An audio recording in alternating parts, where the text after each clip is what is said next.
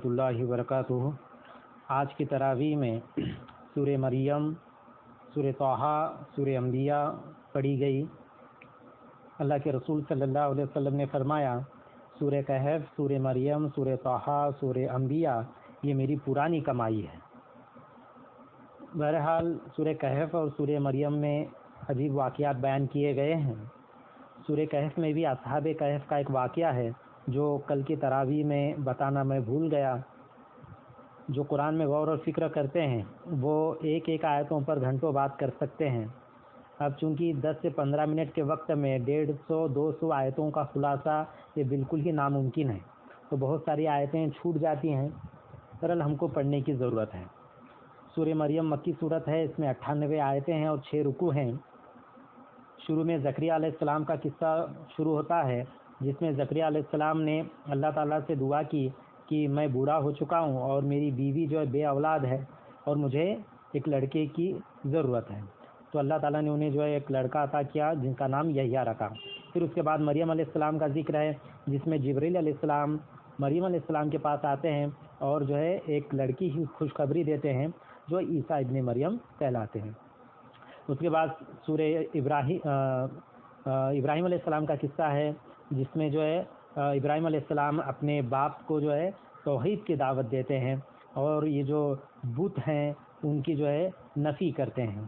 پھر موسیٰ علیہ السلام کا قصہ شروع ہوتا ہے۔ اس کے بعد جو ہے 59 نمبر کی آیت ہے، جس میں نماز کو کھو بیٹھنے کا ذکر آیا ہے، یعنی یہ نماز کو کھونا کیسا ہے۔ اللہ تعالیٰ جو ہے قرآن میں فرما رہے ہیں، 59 نمبر کی آیت ہے، پھر ان کی جگہ آئے ناخلف جو کھو بیٹھے نماز اور پیچھے پڑ گئے مزوں کے، سو آگے دیکھ لیں گے گمراہی کو۔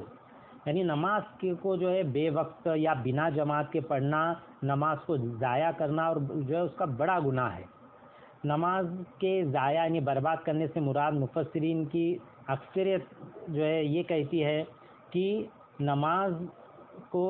کے جو آداب ہیں اور شرط ہیں ان میں کوتاہی کرنا، جس میں جو وقت بھی داخل ہے، وقت میں دیری کرنا، یہ سب جو ہے نماز کے ضائع کرنے میں شامل ہے۔ حضرت عمر فاروق رضی اللہ عنہ کا قصہ آتا ہے کہ وہ اپنی جو ہے حکومت کے تمام گورنروں کو اور حاکموں کو ایک ہدایت نامہ لے کر جو ہے بھیجتے تھے، اور اس میں یہ تھا کہ میرے نزدیک تمہارے سب کاموں میں سب سے زیادہ اہم نماز ہے، تو جو شخص نماز کو ضائع کرتا ہے وہ دین کے دوسرے تمام احکام کو بھی اور زیادہ ضائع کرے گا۔ حضرت حذیفہ رضی اللہ عنہ کے بارے میں آتا ہے کہ انہوں نے ایک شخص کو دیکھا کہ نماز کے آداب اور ارکان کو جو ہے وہ صحیح ادا نہیں کر رہا تھا اور اس میں کوتاہی کرتا تھا، تو اس سے معلوم کیا کہ تم کب سے یہ نماز پڑھتے ہو؟ تو اس شخص نے کہا کہ 40 سال سے۔ حضرت حذیفہ رضی اللہ عنہ نے فرمایا کہ تم نے ایک بھی نماز نہیں پڑھی، اور اگر تم اسی طرح کی نمازیں پڑھتے ہوئے مر گئے تو یاد رکھو کہ محمد صلی اللہ علیہ وسلم کے طریقے کے خلاف مرو گے۔ بہرحال بہت ساری احادیثیں ہیں نماز کے تعلق سے، جس میں خاص طور سے خشوع اور خضوع کی بات کہی گئی ہے۔ جب بھی قرآن اور حدیث میں جو ہے نماز کا ذکر آیا ہے تو اس کے اندر خشوع اور خضوع کو اہمیت دی گئی ہے کہ نماز میں دھیان رہنے کی بات کہی گئی ہے۔ اس کے بعد سورہ طٰہٰ شروع ہوتی ہے۔ سورہ طٰہٰ مکی صورت ہے، اس میں 135 آیتیں اور 8 رکوع ہیں۔ اس میں جو ہے شروع میں قرآن کا مقصد بتایا گیا کہ یہ جو قرآن ہے یہ آپ کو جو ہے مشقت میں ڈالنے کے لیے نہیں اتارا گیا، بلکہ نصیحت نامہ ہے یہ۔ پھر اس کے بعد اللہ کی قدرت بیان کی گئی ہے۔ پھر موسیٰ علیہ السلام کا قصہ ترتیب وار آیا ہے، اور وہ جو ہم دعا پڑھتے ہیں رب اشرح لی صدری ویسر لی امری واحلل عقدۃ من لسانی یفقہوا قولی، یہ جو ہے دعا بھی اس میں 25 سے 28 نمبر کی آیت میں آیا ہے۔ اس کے بعد جادوگر کا جو ہے قصہ آیا ہے۔ پھر موسیٰ علیہ السلام کا اللہ تعالیٰ جب بلاتے ہیں، پھر ادھر جو ہے ان کی قوم جو ہے بچڑے کو معبود بناتی ہے، پھر وہ سامری کا قصہ ہے، سب جو ہے ترتیب وار اس میں آیا ہوا ہے۔ اس کے بعد 115 نمبر آیت میں آدم علیہ السلام کا قصہ آیا ہے، اور آدم علیہ السلام کے قصے کے بعد اللہ تعالیٰ نے ایک اصول بیان فرمایا ہے، وہ خاص طور سے قرآن سے متعلق ہے۔ 123 نمبر کی آیت ہے، جس میں اللہ تعالیٰ فرماتے ہیں قَالَ اهْبِطَا مِنْهَا جَمِيعًا بَعْضُكُمْ لِبَعْضٍ عَدُوٌّ فَإِمَّا يَأْتِيَنَّكُم مِّنِّي هُدًى فَمَن فمن اتبع ہدایا فلا یضل ولا یشقى. اسی طرح کی آیت جو سورہ بقرہ میں گئی تھی جس میں فرمایا گیا تھا فإما یأتینکم منی ھدی فمن تبع ہدایا فلا خوف علیہم ولا هم یحزنون. یعنی جب آدم علیہ السلام کا قصہ بیان فرمایا، آدم علیہ السلام اور حوا علیہ السلام کو جو نیچے بھیجا تو اللہ تعالیٰ نے فرمایا کہ جب بھی میری طرف سے کوئی نصیحت نامہ آئے گا تو جو بھی میرے نصیحت نامے کو اس کی اتباع کرے گا اس کو خوف اور غم نہیں ہوگا. اور یہاں پہ اللہ تعالیٰ نے فرمایا جب بھی میرے نصیحت نامے کو، جو بھی نصیحت نامہ میرا آئے گا اس کی جو اتباع کرے گا وہ بہکے گا نہیں اور تکلیف میں نہ پڑے گا. ہم دیکھتے ہیں کہ یہ جتنے بھی لوگ اگر جو بہک رہے ہیں اس کی واحد وجہ یہ ہے کہ وہ اللہ کی کتاب کو چھوڑ چکے ہیں اور دوسری کتابوں کے پیچھے پڑ گئے ہیں. بہرحال اس کے بعد جو بہت ہی اہم آیت آتی ہے، اللہ تعالیٰ کی کتاب سے اعراض جو کرتا ہے، اللہ تعالیٰ کی کتاب کو جو نظر انداز کرتا ہے، اس کے بارے میں اللہ تعالیٰ نے آگے فرمایا کہ اور جس نے منہ پھیرا میری یاد سے، میرے ذکر سے، یعنی اس سے مراد قرآن ہے، تو اس کو ملیں گی گزران تنگی، یعنی اس کا جو رزق تنگ کر دیا جائے گا، اس کی معیشت تنگ کر دی جائے گی قرآن کو نظر انداز کریں گے تو. پھر آگے اللہ تعالیٰ فرما رہے ہیں کہ اس کو ہم قیامت کے دن اندھا بنا کے اٹھائیں گے. پھر وہ بندہ کہے گا کہ اے رب تو مجھے اندھا کیوں اٹھایا، میں تو دیکھنے والا تھا. پھر اللہ تعالیٰ فرمائیں گے کہ اسی طرح سے میری آیتیں تیرے پاس آتی تھی تو اسے بھلا دیتا تھا، آج تجھ کو بھلا دیا جائے گا. بہت ہی زبردست آیتیں ہیں. اللہ تعالیٰ کے ذکر سے اگر اعراض کریں گے، یہاں تو جھٹلانے کی بات نہیں ہے، صرف نظر انداز کریں گے تو اس طرح کا جو حشر ہوگا، روزی میں بھی برکت نہیں رہیں گی. پھر اس کے بعد اللہ تعالیٰ نے 132 نمبر کی آیت میں نماز کے متعلق فرمایا کہ تم خود بھی نماز پڑھو اور اپنے گھر والوں کو بھی نماز کا حکم دو. اس کے بعد سورہ انبیاء شروع ہوتی ہے. سورہ انبیاء مکی صورت ہے، اس میں 112 آیتیں اور 7 رکوع ہیں. اس کی جو شروعات ہوتی ہے وہ قیامت کے متعلق ہوتی ہے، یعنی قیامت کا جو وقت قریب ہے اور انسان ہے کہ وہ اعراض کرتے پھر رہا ہے اور لوگ جو ہے کھیل میں پڑے ہوئے ہیں. پھر اللہ تعالیٰ جو ہے اپنی قدرت بیان فرماتے ہیں. اس کے بعد کل نفس ذائقۃ الموت، یہ جو آیت آتی ہے 35 نمبر کی، کہ ہر ایک انسان کو جو ہے، ہر ایک جاندار کو موت کا مزہ چکھنا ہے. پھر اللہ تعالیٰ فرماتے ہیں کہ ہم اس کو برائی اور بھلائی سے آزمائیں گے، یعنی برائی سے مطلب کچھ تکلیف دے کر آزمائیں گے تو دیکھیں گے کہ بندہ جو ہے صبر کرتا ہے یا کچھ جو ہے مایوسی کا شکار ہوتا ہے اور نہ کچھ جو ہے ناشکری کے کچھ کلمے اپنی زبان سے کہتا ہے، یا پھر اس کو بھلائی سے بھی آزمائیں گے، جب اس کو اچھی چیز دیں گے تو پھر یہ شکر کرتا ہے یا جو ہے شرک کرتا ہے. اس کے بعد ابراہیم علیہ السلام کا واقعہ ہے جو آگ میں ڈالا گیا تھا ابراہیم علیہ السلام کو، وہ جو واقعہ اس میں بھی آیا ہے. اس کے بعد لوط علیہ السلام کا، داؤد علیہ السلام، سلیمان علیہ السلام، یونس علیہ السلام اور ایوب علیہ السلام، زکریا علیہ السلام، اس طرح کے، کیونکہ یہ سورہ انبیاء یہ نام ہی جو ہے نبیوں کی جمع ہے تو اس میں بہت سارے نبیوں کا ذکر آیا ہے. اس کے بعد جو ہے اگلی جو صورت ہے سورہ حج بھی مکی صورت ہے، اس میں 78 آیتیں اور 10 رکوع ہیں. اس کی شروعات میں ہی اللہ تعالیٰ نے قیامت کا بہت ہی زبردست منظر کھینچا ہے کہ قیامت ہے کیا، زلزلہ قیامت کا کس طرح سے رہے گا. پہلی آیت میں اللہ تعالیٰ ارشاد فرماتے ہیں کہ یا ایھا الناس اتقوا ربکم ان زلزلۃ الساعۃ شیء عظیم، کہ لوگوں ڈرو اپنے رب سے، بے شک بھوچال قیامت کا ایک بڑی چیز ہے. پھر وہ چیز کیا رہیں گی، اس میں کیا جو ہے ہوگا. اس کے بعد اللہ تعالیٰ فرماتے ہیں اگلی آیت میں یوم ترونھا تذہل کل مرضعۃ عما ارضعت وتضع کل ذات حمل حملها وترى الناس سکارى وما هم بسکارى ولكن عذاب اللہ شدید. اللہ تعالیٰ فرمانے کہ جس دن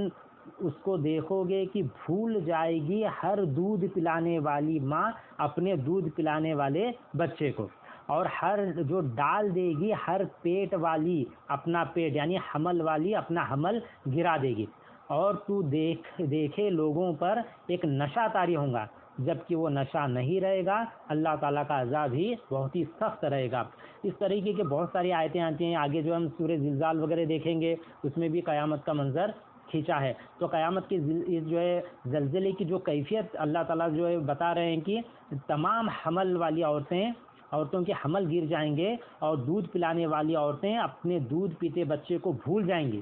اگر یہ زلزلہ اسی دنیا میں قیامت سے پہلے ہے تو ایسا واقعہ پیش آنے میں کوئی شبہ و اشکال نہیں، اور اگر دوبارہ زندہ ہو کر اٹھنے اور قیامت کے بعد ہے تو اس کا مطلب یہ ہوگا کہ جو عورت اس دنیا میں حمل کی حالت میں مری ہے، قیامت کے دن اسی حالت میں اس کا حشر ہوگا، اور جو دودھ پلانے کے زمانے میں مر گئی ہے وہ اسی طرح بچے کے ساتھ اٹھائی جائے گی۔ بہرحال قیامت کا جو ہے بہت ہی خطرناک منظر اس میں رہے گا۔ اس کے بعد انسان کی تخلیق بتائی گئی ہے، انسان کس طرح سے جو ہے اس کی پیدائش ہوئی ہے۔ 5 نمبر کی آیت میں اللہ تعالیٰ فرماتے ہیں کہ اے لوگو، اگر تم کو دھوکہ ہے جی اٹھنے میں تو ہم نے تم کو بنایا مٹی سے، پھر قطرے سے، پھر جمے ہوئے خون سے، پھر گوشت کی بوٹی نقشہ بنی ہوئی سے اور بنا نقشہ بنی ہوئی سے، اس واسطے کہ تم کو کھول کر سنا دیں، اور ٹھہرا رکھتے ہیں ہم پیٹ میں جو کچھ چاہیں ایک مقرر وقت تک، پھر تم کو نکالتے ہیں لڑکا، پھر جب تک کہ پہنچو اپنی جوانی کے زور کو، اور کوئی تم میں سے قبضہ کر لیا جاتا ہے اور کوئی تم میں سے پھر چلایا جاتا ہے نکمی عمر تک،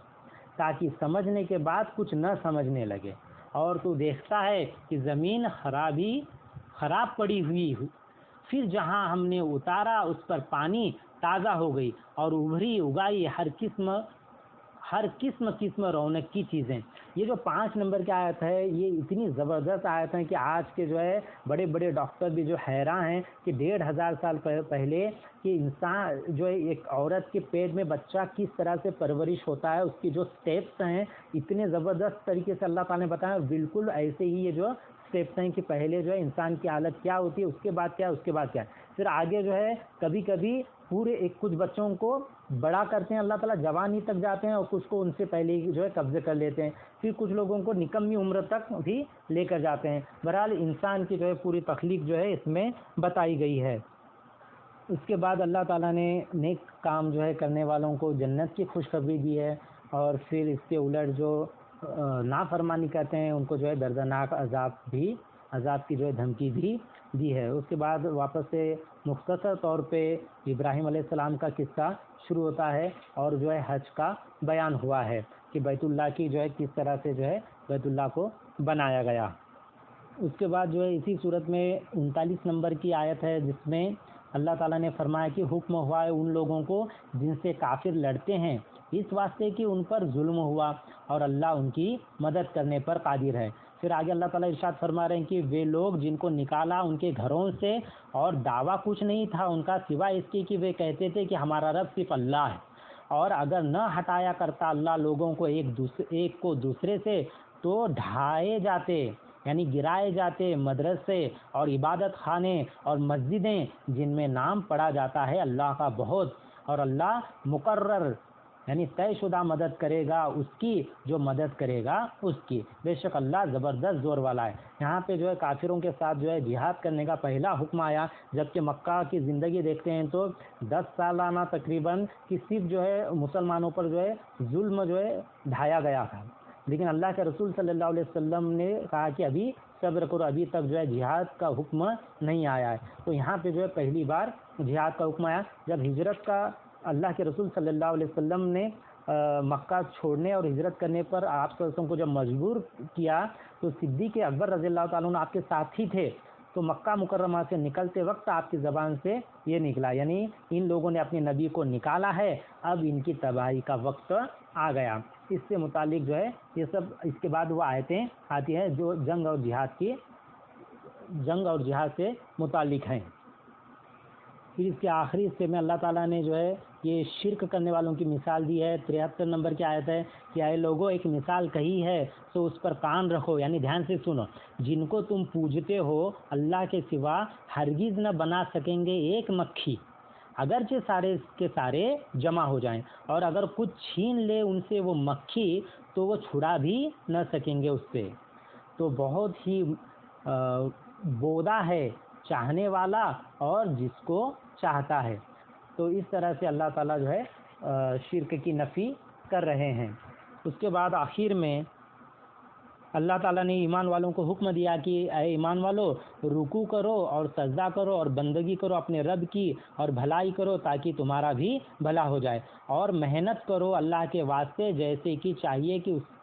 اس کے واسطے محنت، یعنی جہاد کرو جیسے کہ جہاد کرنے کا حق ہے۔ اس نے تم کو پسند کیا ہے اور نہیں رکھی ہے تم پر دین میں کچھ مشکل، اور دین تمہارے باپ ابراہیم کا، اسی نے نام رکھا ہے تمہارا مسلمان پہلے سے اور اس قرآن میں، تاکہ رسول ہو بتانے والا تم پر اور تم ہو بتانے والے لوگوں پر۔ تو قائم رکھو نماز اور دیتے رہو زکوٰۃ اور مضبوط پکڑو اللہ کو، وہ تمہارا مالک ہے، سو خوب مالک ہے اور خوب مددگار ہے۔ یہ جو آخر آیت ہے جس میں اللہ تعالیٰ نے جو ہے ایک واضح طور پہ کہا کہ تمہارا نام جو ہے مسلم رکھا ہے، تو کیا یہ اچھا نام ہے جو اللہ تعالیٰ نے رکھا ہے؟ یہ باقی کے جو چیزیں ہیں یہ صرف ہمارے پہچان کے لیے ہیں، لیکن اصل جو ہے ہمارا نام مسلم ہے۔ اور جتنے بھی انبیاء نے جو بھی دعوت دی ہے ایک اللہ کی، اس کے بعد انہوں نے کہا کہ ہم جو ہے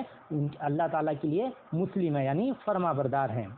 اللہ تعالیٰ سے دعا ہے کہ اللہ تعالیٰ جو ہم کو کہنے اور سننے سے زیادہ عمل کرنے کی توفیق عطا فرمائے۔ یہاں پہ پارہ 17 نمبر ختم ہوتا ہے، اس کے بعد 18 نمبر پارہ سورہ مومنون انشاءاللہ کل دیکھیں گے۔ السلام علیکم ورحمۃ اللہ وبرکاتہ۔ یا رجائی یا رجائی